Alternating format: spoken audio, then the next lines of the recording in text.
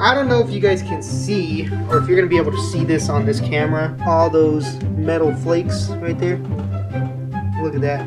Now, since I know that the transmission's gone, so either way, the transmission has to come out. All right, so I kind of went a little crazy and I totally forgot. I got the drive shaft, exhaust, and then the shifter. You can now see it is all taken apart, and you can now look underneath it. You got the top? Yeah. Epic!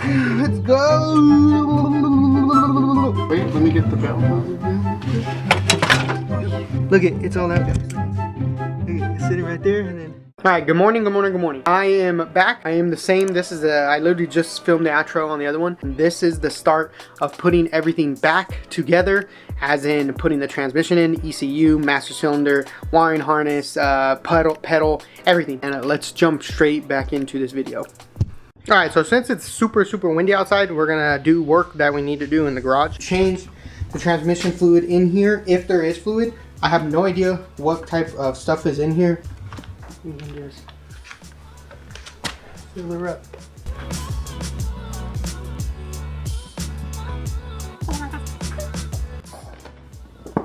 It came out, but it took almost, or it took all three.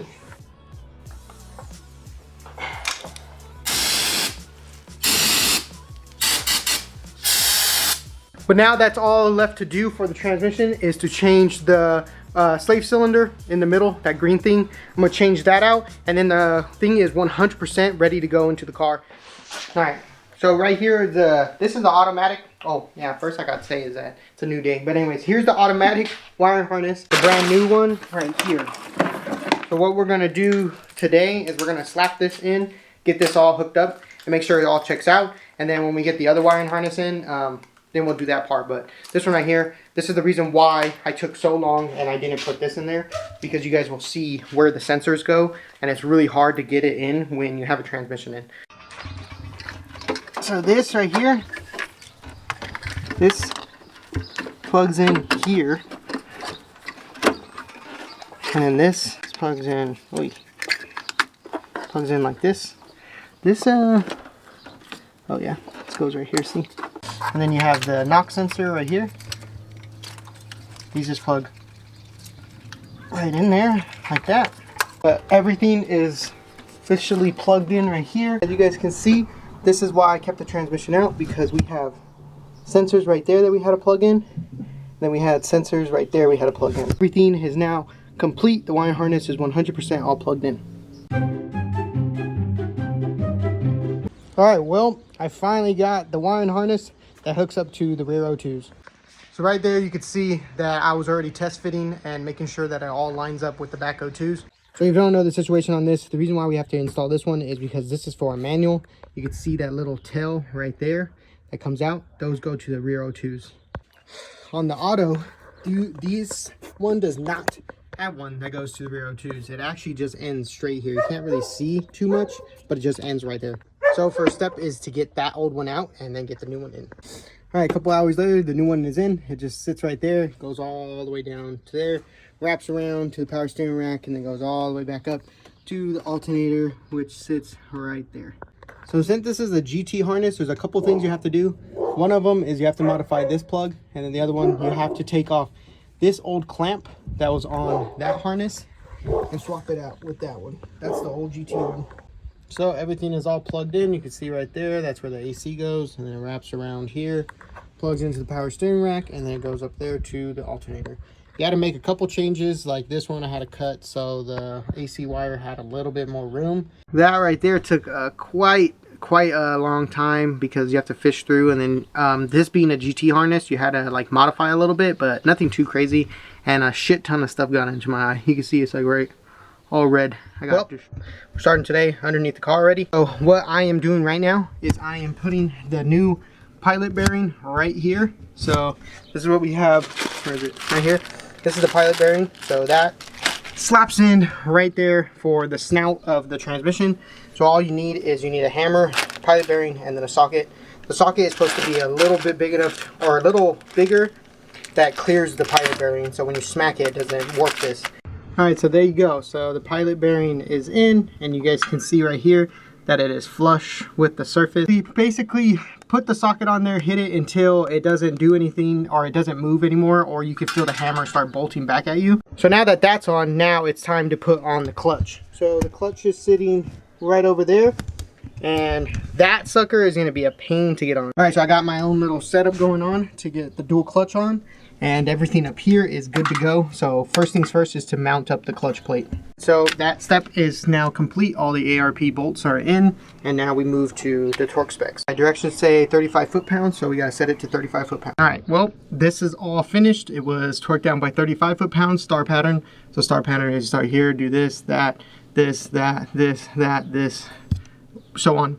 And then it went to 70, same pattern. So now we just got to put the clutch plates on. All right, well, the clutch, the dual clutch is on and it is ready to go. Everything on the side right here is all lined up and indicates that everything was installed correctly.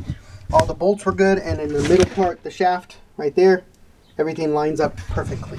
So now it is literally the last step is to slide the transmission in, bolt it up right there on because this is just the auto thing that I have in, just plugging it so cats don't get in. But we just got to put that in, and we are good to go to finally start the whole tuning thing, make sure everything is checking out.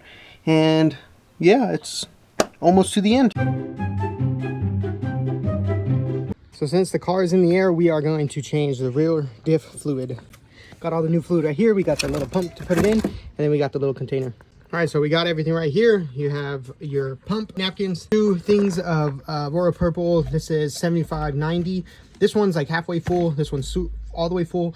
Then we have the frictionless fluid that you got to put in it, and then we have brake cleaner to clean off the liquid. So in doing this, you got to pop the bottom bolt. That's what drains it.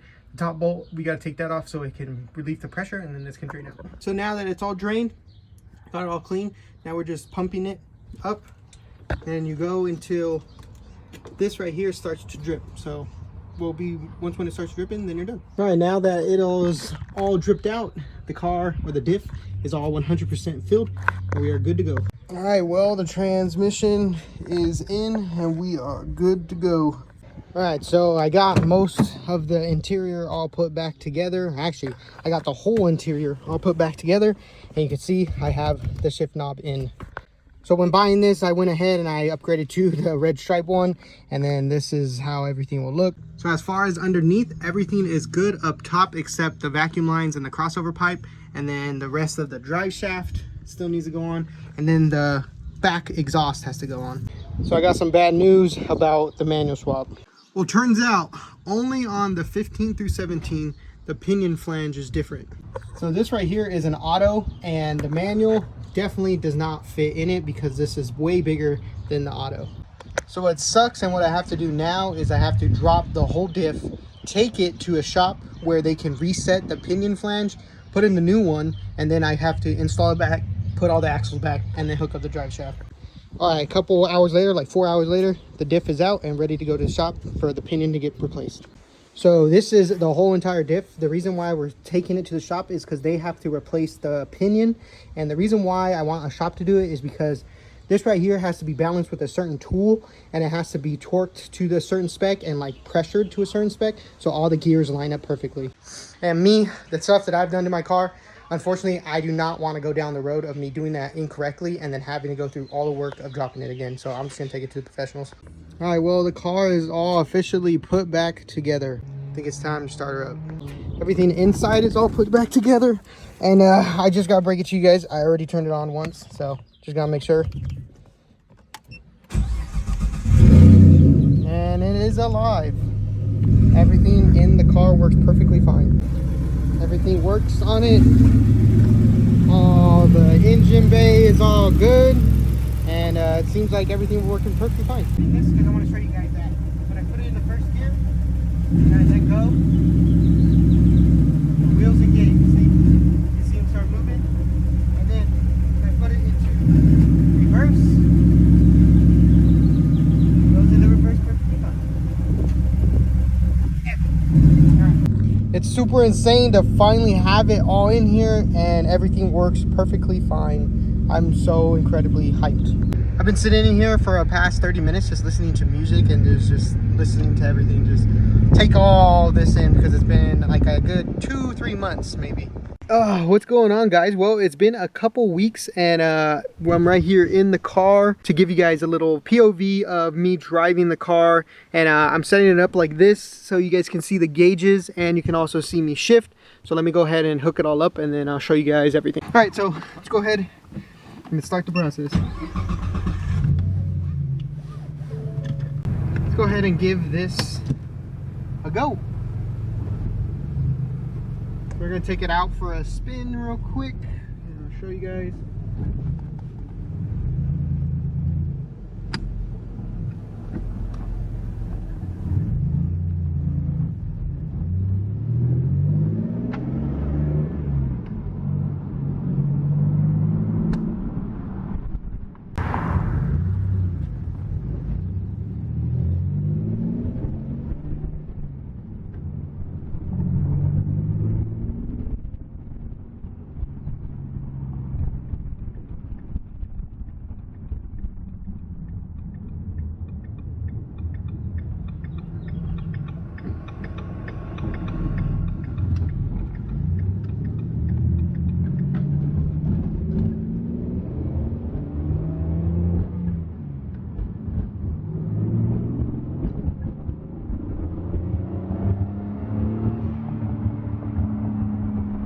So now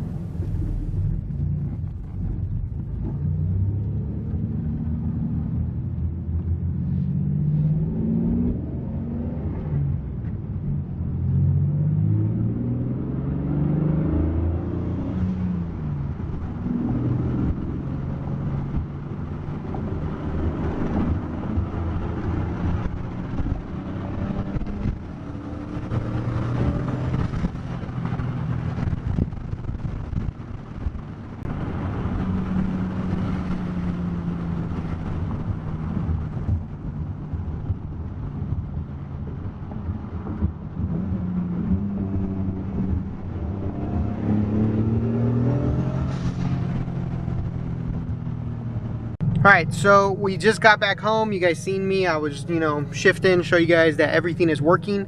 I really missed this car so much that I honestly forgot like how crazy it is driving this thing. But I'm so happy that I'm finally have the car back after 3 months of it being on jack stands, and everything works perfectly, knock on wood, and I hope it stays like that. Alright guys, well, I'm going to leave the video here. I hope you guys enjoyed the video. Thank you guys so much for all the support you guys have been giving me for this process. It is absolutely insane on Instagram, TikTok, anything that I'm posting on Facebook, for all holy crap. But you guys have been getting massive support, and I appreciate and I love every single one of you guys. With all that, guys, hope you guys liked the video. Like, comment, subscribe, and if you can believe it, you can achieve it. Don't let anything stand in your way, and I'll catch you guys in the next one. See ya.